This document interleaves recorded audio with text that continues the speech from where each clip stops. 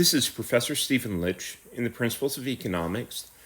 This lecture is on monopolistic competition, markets with monopolistic competition.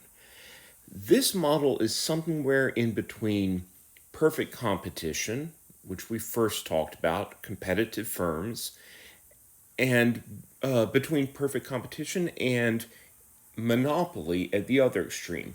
A monopolist was a single seller of a good. In a market with monopolistic competition, there are many firms that sell similar but unique products. The products are close substitutes for one another.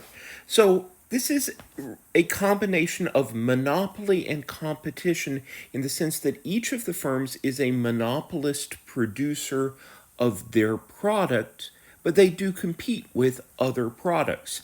A good example of monopolistic competition would be the market for smartphones. Apple is the monopoly producer of iPhones, while Samsung is the monopoly producer of Galaxies. So each of them is a monopolist, but they also compete. So that's why this model is called monopolistic competition.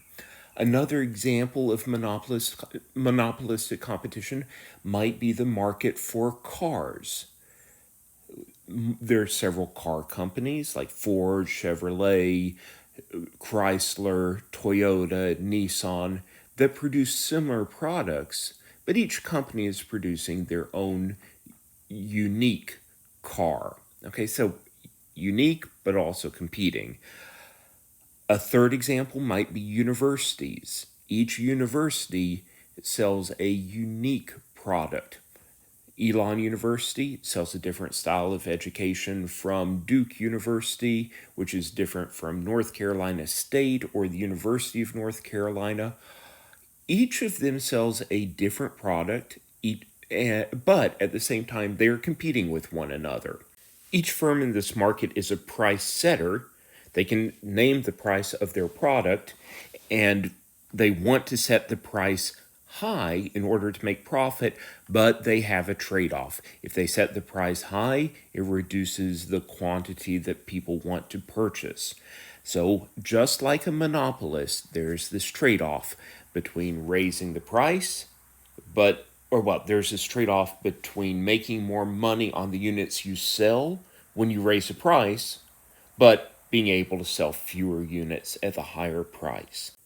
So the amount that the firm can raise the price profitably is limited by how much consumers respond to the increase in price.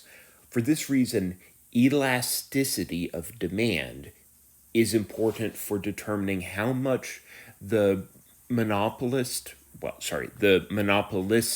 firm can raise its price and how much it can profit in the market. That's the same as for a monopoly. Finally, in a market with monopolistic competition, there is entry into the market in the long run. A new firm can enter the market. There are no artificial barriers to entry as there might be in a market with a pure monopolist. The elasticity of demand is important for both a pure monopoly and a monopolistic firm when they set their prices. So there is this trade-off. I've said it over and over. The firm wants to charge a higher price because, of course, that's profitable. It makes more money on each item that it sells, each widget that it sells.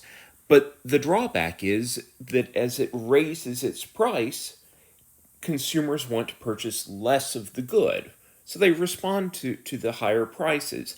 Now, in some cases, or for some goods, consumers might be very sensitive to price, and raising the price causes a large drop-off in consumers' quantity demanded. Then the amount of profit that the firm can get by raising its price is limited. Firms in monopoly markets or monopolistic competition will not be able to profit a whole lot by raising prices. And if they do raise prices, they cannot raise prices very much. For other goods or for other consumers, demand might be inelastic, which means that there is not a very large response to increases in the price. In those cases, raising the price will have a small impact on sales. Sales will still go down, but it'll be a small impact. And consequently, the firm is charging a higher price, selling almost as much as it was before, and so it has increased its profits. So, this is why the elasticity of demand is very important for a monopolist or a monopsonistic firm. The lower the elasticity of demand is, the more that the firm can raise the price and make profit. For monopolistic competition, we make a big deal out of elasticity because of one of the principles determining elasticity of demand for a good. This goes way, way back to the chapter on elasticity. There were a handful of principles that would determine whether elasticity of demand for a good was high or low. And one of them was that the elasticity would be higher, is typically higher, when there are close substitutes for the good. And that's really what makes a monopolistic firm different from a pure monopolist. For this monopolistic firm that we're talking about right now, there are other firms that are selling similar products. As we say in economics, close substitutes. Now I'd like to talk through the graphical analysis of a firm in a monopolistic competition market. This graphical analysis will essentially be identical to a monopoly, which was the last topic in the course, though I'm going to come around at the end to talking about how the elasticity of demand and the availability of close substitutes changes this picture. Okay, but here is essentially the analysis for a monopolist. Remember, a firm that is in monopolistic competition is a monopoly seller of its own product, just as Apple Computers is the monopoly seller of iPhones. Okay, so as a monopolist, it has a marginal cost of production curve, and there's some market demand for the good.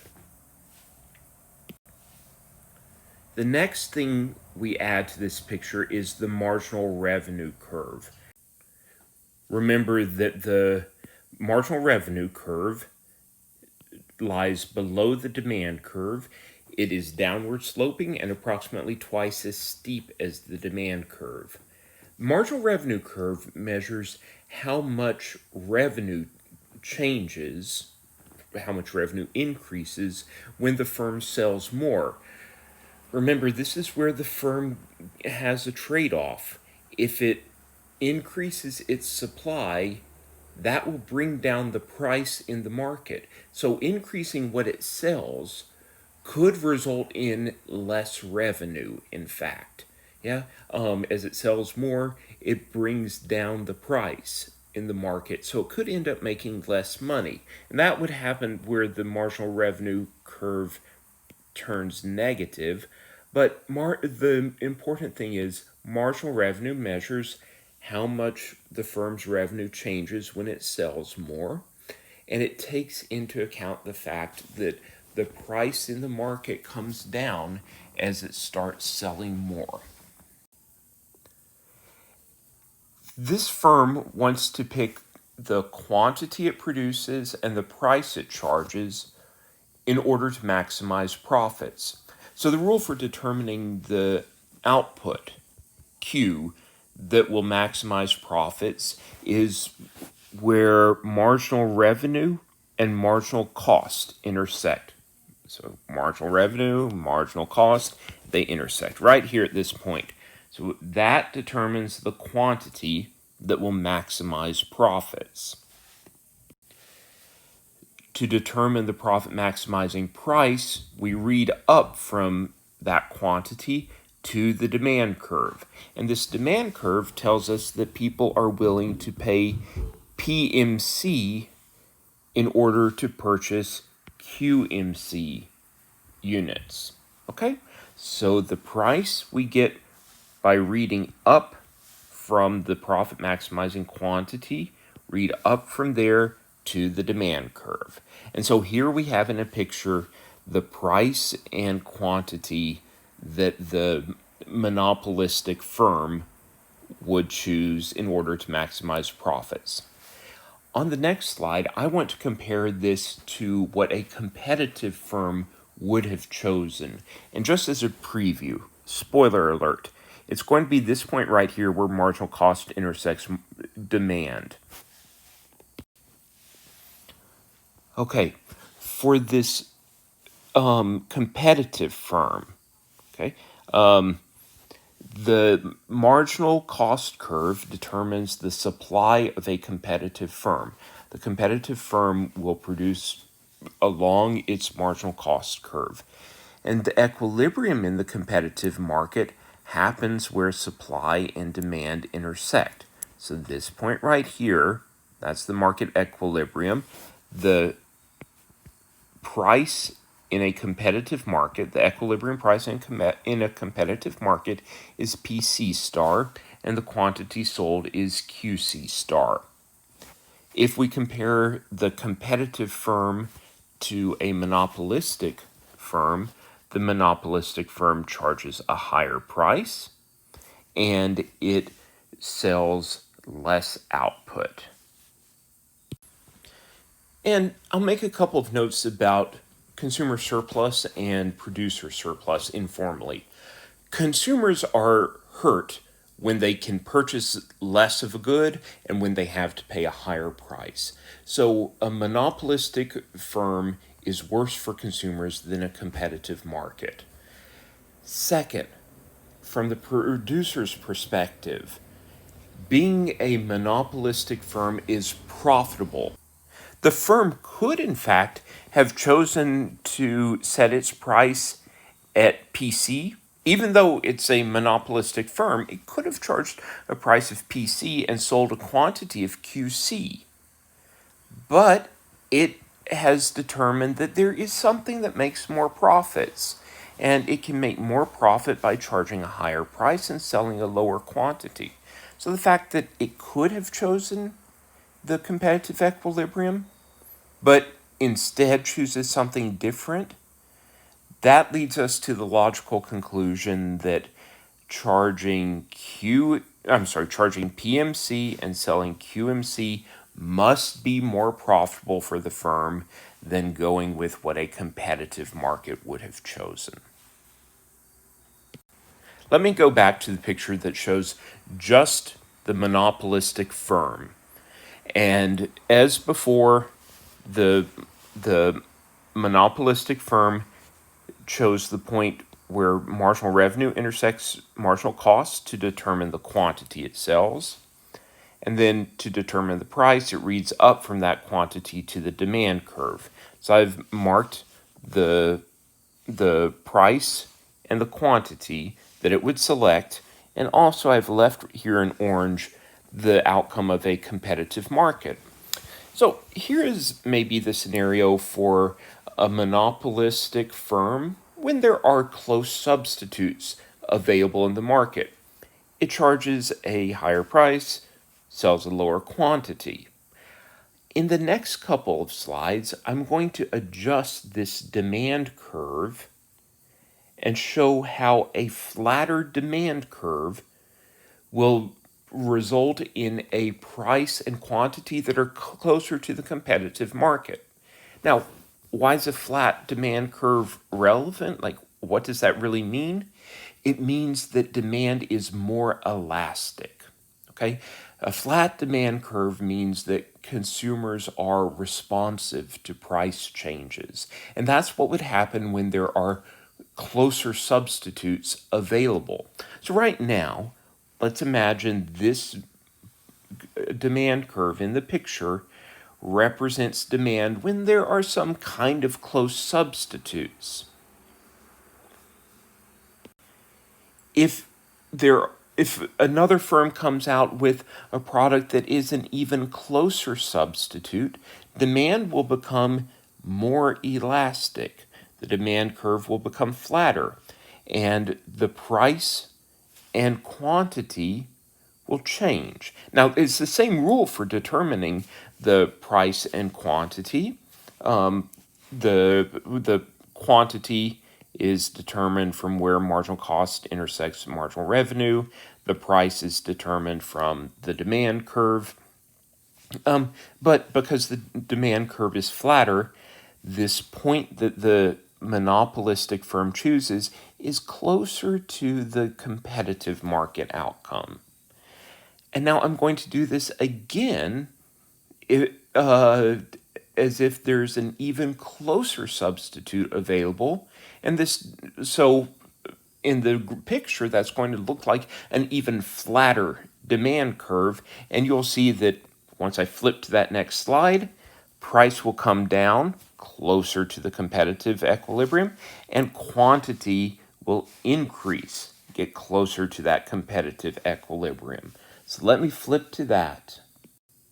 Okay, here, everything about the picture is the same, more or less, except that demand is more elastic, as if there's some very, very, very close substitutes available.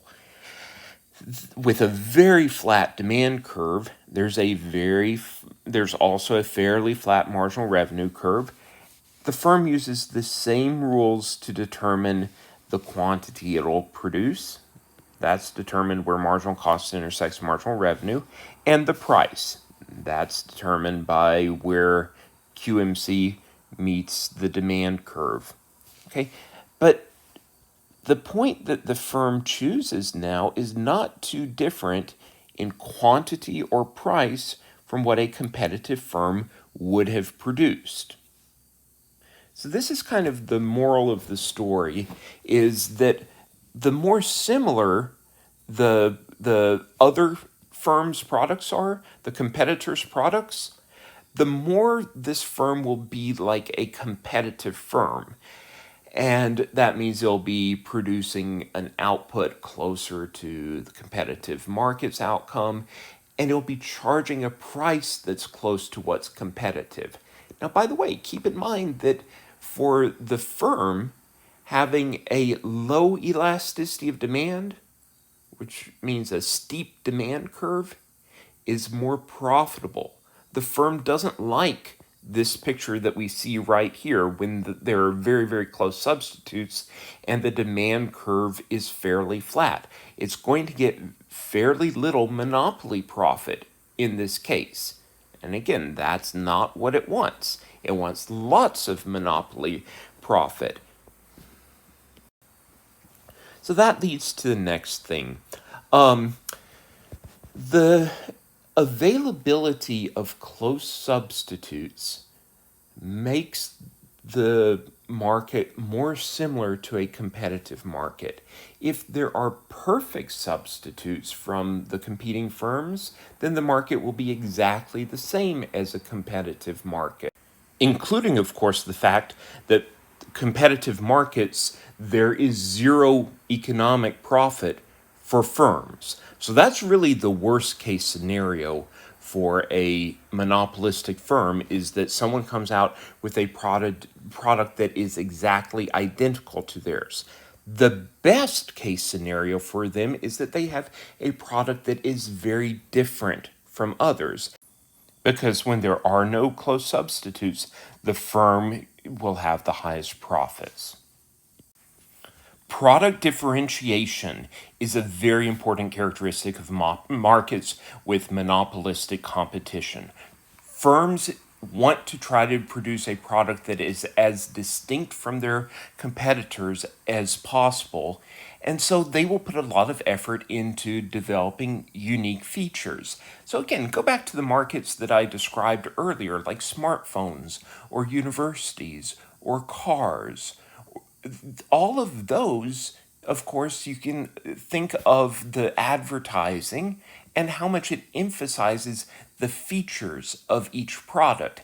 The smartphones emphasize the latest developments, the latest features that their phones have that their competitors don't have. The same for cars. They will tell you about how their car, well, one car manufacturer will tell you about how much storage space their car has, how much seating it has, how much leg room, how many cup holders, how many horsepower. It'll give you all these little details about the things that set it apart from its competitors. And the same for universities, right? Universities really try to communicate to students, prospective students, that this university is different from others and will give you a unique experience. And when you look at the advertising information from universities, they play up the fact that this university has a great study abroad program, or this university has a low student to teacher ratio, or this university attracts world class scholars, or whatever. They all emphasize the features that differentiate their product from their competitors. As I said, product differentiation is a big important thing in markets with monopolistic competition. It is profitable for a firm to produce something that is very different from the competitors. Sometimes I think of it in these terms, that in order to compete in the market, a firm has two choices. One option is it could try to undercut the price of its competitors in order to attract more customers. The alternative is that it could try to differentiate its product in order to attract more customers. The first strategy, lowering the price, isn't very desirable because it means that the firm is losing money, or like giving up money that it could have earned. Like, if you're selling something, the whole point of this, like the whole point of being a monopolist or a monopolistic firm, is that you can charge a higher price. So bringing down your price to attract more customers is the last thing you want to do. The alternative then is to try to make your product as different from the competitors as possible. So, as I said, in all markets where there is monopolistic competition, product differentiation is an important feature. A second important feature is advertising. The firms want the customers to know how their products are different from the competitors. So even if there are not big distinctions from the competitors, they will try to make them out to be very big, very important differences. And sometimes I'd listen to commercials with this perspective in mind. I listen to the car commercials where one car manufacturer brags that their car has 120 cubic feet of storage space, and the competitor might have only 119 cubic feet of storage space. The advertisements try and make it out to be a big deal, but then I pause for a second and I just wonder, is that in fact a meaningful difference? Or if one car has 8 cup holders and the competitor has 6 cup holders, I mean, yeah, they brag about that kind of thing on a commercial, but really, is that so important that it should factor into my decision which car to purchase? The whole goal of advertising, however, is to, an important objective of advertising is to convince customers that this product is different, and therefore customers should be willing to pay a premium for it. Finally, I want to talk about monopolistic competition in the short run versus the long run. In the short run, firms in a monopolistic market, or in a market with monopolistic competition, firms can make positive economic profits. If they have a unique product that's very different from their competitors, they are effectively a monopoly and they can make monopoly profits. However, there is an important difference between a market with a pure monopoly and this market with monopolistic competition. In the market with a pure monopoly, there were barriers to entering the market. There were reasons why other firms could not enter the market and compete with that one seller. With monopolistic competition, there are no barriers to entering the market, and in the long run, new firms will enter the market if there are opportunities for profit. Let me remind you that positive profit really means positive economic profit, which means that the business opportunity is more profitable than any alternative business.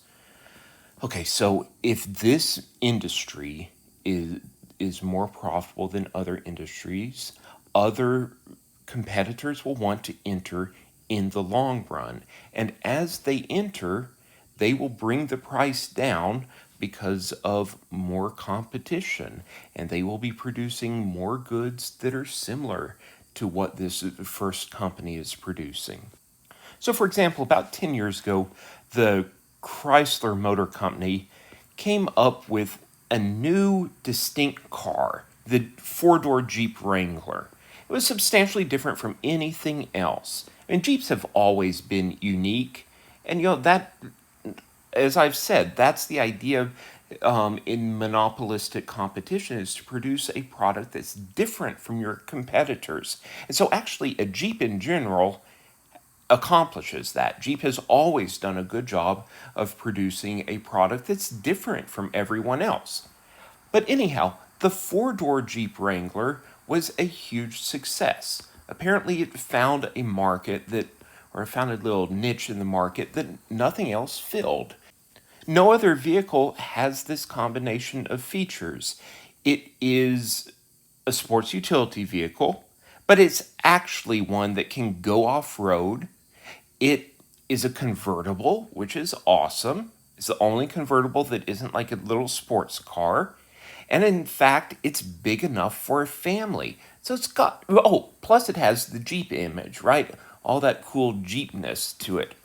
So it has features that no other vehicle has, and so it really stands out as different. Anyhow, the four-door Jeep Wrangler was very profitable for Chrysler. It still is profitable. But the other car manufacturers start getting jealous of this. They're like, oh, Jeep has such a great idea, and they're making a ton of money off of this one style of vehicle. It's a real off-road vehicle, but it's also a family car, and it's fun because it's open roof, open door, etc. So Ford just now, October of 2020, announced the new Ford Bronco. Okay, there used to be a Ford Bronco back in the, 1990s. It did compete with Jeep, kind of, as an off-road vehicle, as a genuine sports utility vehicle. But then it fell out of fashion. Anyhow, Ford has brought it back, and the new Ford Bronco looks remarkably similar to the four-door Jeep. Actually, let me take that back. Of course, there's a two-door Jeep Wrangler. Well, Ford has a two-door Ford Bronco and a four-door Ford Bronco, removable top, removable doors. They can actually go off-road, big enough to fit a family. Boy, does it seem a whole lot like the Jeep Wrangler. And it's no surprise that Ford wants in on the action and in on the profits that Chrysler had been getting from the Jeep. Jeep is a Chrysler product. Jeep is owned by Chrysler. Anyhow, this is what my model, or our model in economics, predicts. In the short run, it's possible for a firm to make positive economic profits if it has a product that's distinct from the competitors. But those positive profits will lure in new competitors, and those new competitors will force the price down. So this is what I love, because I'm a Jeep person. But I know that now that Ford is in the same market, it's going to force Jeep to bring its prices down, which is good for people, for customers who purchase Jeeps. Of course, it's not good for the company that produces Jeeps. It's going to make Jeeps less profitable for Chrysler. Okay, so then what happens in the long run is that if there had been positive profits in the short run, new firms will enter into the market, drive down the price, drive down the profits until there are zero economic profits. In that regard, this market is a whole lot like a competitive market. In the long run, there will be no positive economic profits. In the long run, there will be zero economic profits because firms will always be attracted to enter the market when there are profits. Okay, so that's the end of this lecture on monopolistic competition, and I will end it right now.